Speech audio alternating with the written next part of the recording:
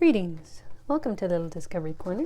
It's been a while since I did one of my scribbles and doodles channeling sessions, so I decided to do a little meditating and channeling beforehand and write everything down and draw everything for you. So I'll get started with the words I wrote down. And so, okay, I have June, crescent, whole, journey, told, for, fortune, soul, new, renew, sick, carry, session, crave, tomorrow. And then at this point I felt compelled to next row, purple. And this, I didn't actually get this word, but I saw purple in my third eye. So I wrote that down. Christmas, pour, portion, fold, cold, maker, crate, heart, place, cat's eye. I saw something else, large eye, like a cat with a slit for an iris, like a cat or a snake. Burden, rounded, join, and shore. And I also pay attention to how these go across from each other, because they tend to correspond when I do that. Once I go to the next row. So June might be significant to some of you. It could be something happening for you in June. Crescent, I don't know, that just right away made me think of crescent moon. Might be something towards the new moon, like getting towards the new moon or just after the new moon when you got that nice thin crescent. Maybe that the crescent moon in June. Whole, something about maybe you're doing your shadow work, you're working on healing, and you feel like you're inside, like you're moving towards more wholeness emotionally on your spiritual, emotional healing journey. Told, maybe you're told something that sparked all this, your emotional, your inward journey towards healing your emotional self, maybe sparking your spiritual awakening. For maybe something to do with June 4th, perhaps.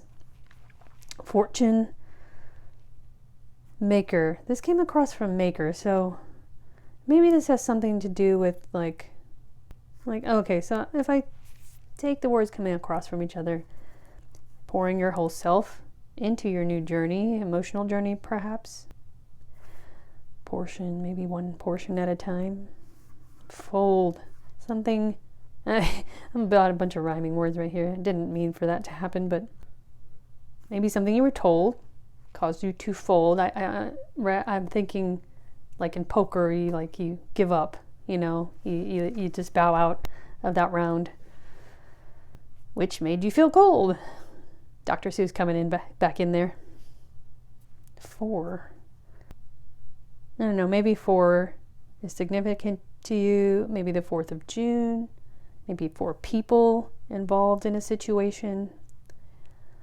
Fortune maker, and maybe doing all this inner work, actually working on examining yourself, and your habits, your patterns. That'll put you into an energy of making your own fortune. And perhaps your soul was feeling crated up. I have the word crate here across from soul. And your heart is in a new place. Well, yeah, renewed sense of a renewed sense of place. That could be physically. Maybe you had to move. Maybe you will be moving in June. Or maybe emotionally, your heart and soul felt kind of in a crate. You've been doing the work after something you were told put you in like a isolated place and to look inward and examine yourself, your past and your choices in your life, and you're feeling a sense of renewal. Now, sick came out with seeing some sort of eye in my mind's eye, like a cat or a snake. A spiritual awakening can make you feel physically ill. It can make you feel tired, or it can make you feel too awake so that you're tired during the day when you need to be feeling energetic. And yeah, maybe it was making you feel burdened, or maybe you were doing the inner work, the inner examination, and realized you were carrying too many burdens. And this, like maybe meditation session, rounded meditation sessions, are helping you feel more rounded out, which ties in with renew and new, soul and heart, new sense of place. Crave and join. You're craving to join something, maybe another energy, a partnership. Tomorrow, sure, I don't know, maybe sometime between June and Christmas, you'll figure out some answers, or you'll discover some answers, and learn some information that will help you with all of this whole emotional, spiritual journey of change and rebirth. Okay, so what else? I got my pulled out a red marker again. I was compelled to use the fat side rather than the thin side. I can't help notice this R. I'm not sure if that was significant. Maybe an R name. Rounded. And it kind of comes out with a circle here. So maybe you're rounding something out, completing a cycle. This kind of makes me think like the trail of a ribbon on a balloon that's flying away. It's like you can't catch it. It's floating up out of your reach, or maybe a smoke billowing out up toward the sky. And I don't know what this makes me think of, like a slug or a snake or a snail. It's like perhaps you're feeling stuck, slowed down, you can't catch up, trying to catch this trailing ribbon flying away from you. That's what I'm thinking of. That's what's coming to me. And the last thing was this line here. It was like this curly cute little path, and then it stopped suddenly. I was suddenly with the marker. So that maybe you're on kind of like a confused life path, and suddenly you hit what's called a tower moment in tarot, like a sudden abrupt stop, a sudden change that kind of shook you up, and you feel like you can't catch a break, you can't get on this trail upward to a higher energy, a more elevated place as far as maturity and wisdom and happiness and security. Okay, and then I did the pencils. First one that came out was this orange color, followed by this brown color, and then I kind of formed them out. I started out drawing this with my eyes closed, picking the pencils with my eyes closed, and then this is what came out. So this mountain looking thing. So I feel like there's energy rising in you. Like this is all red and brown, like a heat rising in a volcano, and you're being guided upwards, as I was talking about, with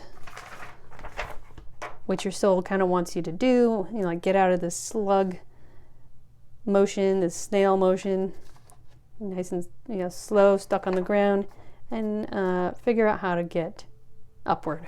And so, the last color I pulled was this like lilac color, which matches what I saw in my third eye, purple, just a field of purple when I got to that point. And purple is the color of the crown chakra. It means you're balancing out, or the universe is trying to lead you upward toward balancing out, upward to getting in touch with your spirituality and balancing out, your earthly concerns with your heart, your thoughts, and your spirituality. Okay, so I think we will add on what's blocking you. Let's see what we get.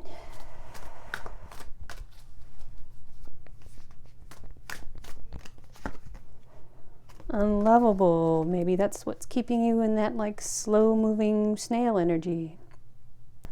You feel like you can't move upwards as far as love, happy endings, spirituality, ascending to a higher, happier place, because you don't feel like you deserve love. But that's what you what you need to learn is that first you give that to yourself. You do deserve love, and you need to tell yourself that, and you need to give yourself that. You learn how to give yourself that by first, say, drawing boundaries with anyone who's taking advantage of you, manipulating you, disrespecting you. Sometimes you need to cut people out if they're being truly abusive, or if you really can't, say like a co-parent that you need to work on splitting with, but you have to work out managing the kiddos.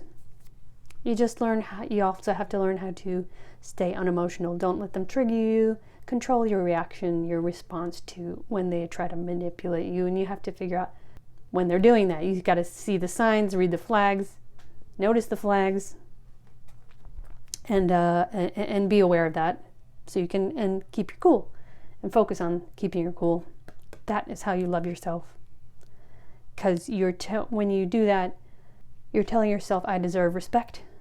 I deserve to be treated with respect and given as much love as I give out.